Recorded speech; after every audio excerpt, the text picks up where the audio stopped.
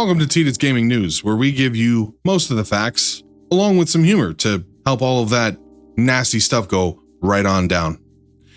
In our first story, Nintendo of America is set to sue third-party hardware creator Genki. For those of you who are not aware, Genki is a third-party hardware developer who prides themselves on making peripherals for systems that are better than the people who actually developed them themselves.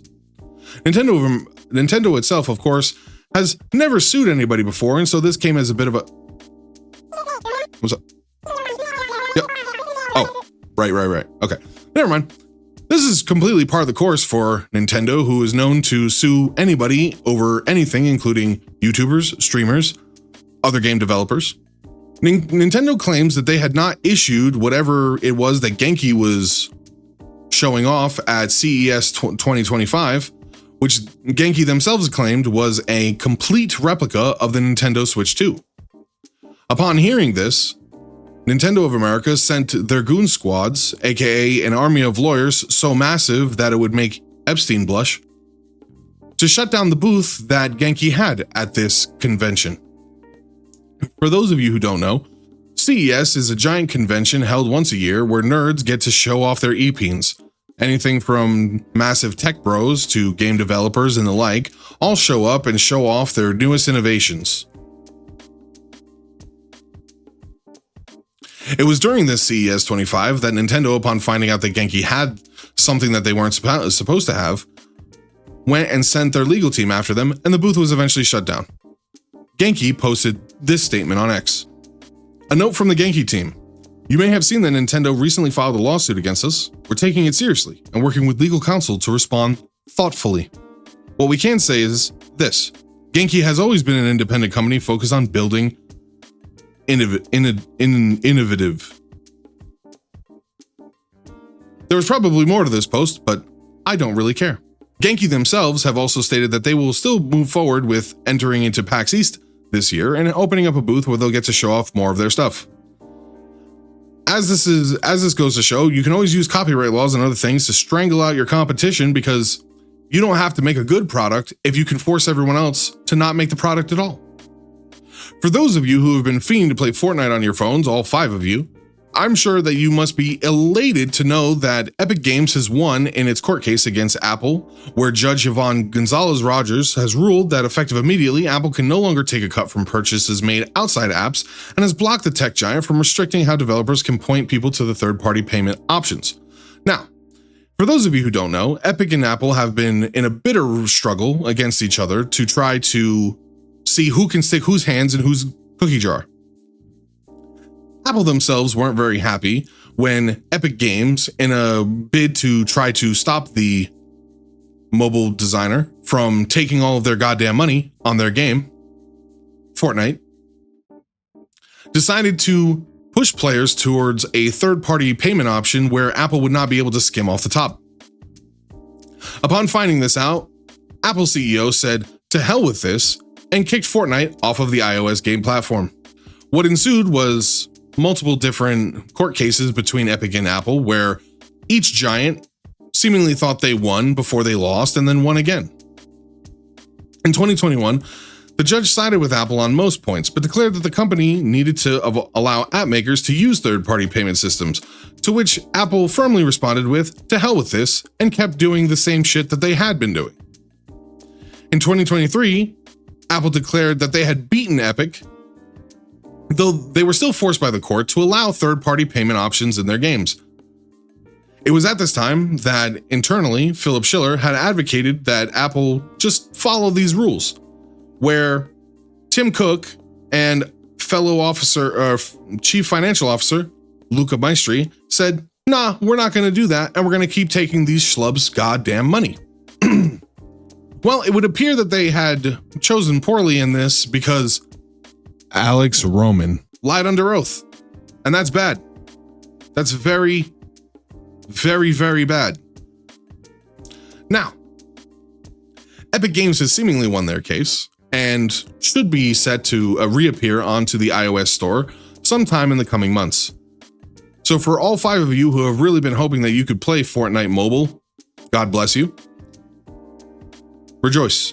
In other news, Blizzard is under fire again, as user Lotus21, spelled incorrectly because of course, had noticed that some of the VO lines in Diablo 4's Spanish localization sounded a bit funny. They're bland and there's no emotion to them, paraphrase I said about what Lucas21 said. Although some people were in agreement, others responded by saying that we're pretty much hearing a text-to-speech VO. Diablo CM director Adam Fletcher quickly adjusts the community's fears of Diablo 4 using AI for Season 8's Spanish voices, noting that the developer is investigating this one. Now, if you ask me, this sounds like we investigated ourselves and found no wrongdoing. And realistically is probably more of a, well shit, we were hoping you wouldn't notice, but here you went and did. Blizzard, who has come under fire before for doing bad things and unethical practices, to nobody's surprise, would we find out that they had used AI voices, most people probably would continue to buy their slop anyway. Finishing up the statement, he said, "We typically have robotic temp voices generated in-game prior to final VO going in. Something wasn't plugged in correctly, and for this, with the final VO, we will get it fixed." Again, this sounds like fancy PR speech for, well shit, we hope you wouldn't notice because we didn't want to pay an actual voice actor, and now that you have found out, we're just gonna make shit up and hope that you just believe it and don't think about it too long and just continue to play our slop and buy the new season whatever DLC that's probably overpriced and doesn't give you anything. Thank you, Blizzard. Thank you for the privilege. In further news, Vox Media has sold video game specialist website Polygon to internet brand aggregator Valnet. For those of you who don't know, Polygon has been on a steady decline ever since the age where most video game reviewers turned activist. These armchair hacktivists who couldn't find a job in any other form of media decided to hijack game news and push political agendas that nobody cared about and nobody really frankly asked for. It seems as the company is getting gutted, nobody is safe, while co-founder and editor-in-chief Chris Plant and senior writer Michael McWhirter are also on the chopping block to be liquidated with all the other assets that are currently being skimmed through while Valnet makes this acquisition. It turns out that when you write articles that nobody cares about and constantly piss off gamers and make them your enemy, there's only a matter of time before the one shtick that you had going forward falls out from underneath you.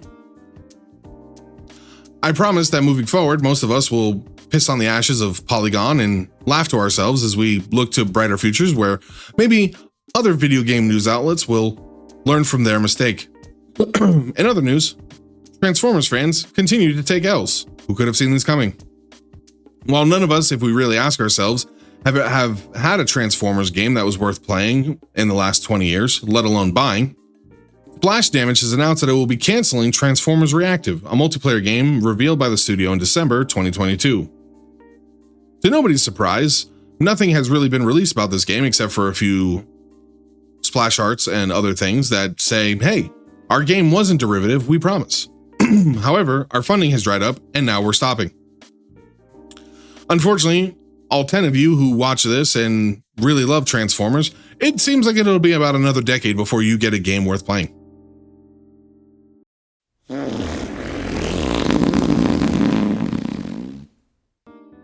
And in breaking news, Microsoft has announced that they will be raising their prices of consoles, accessories, and games.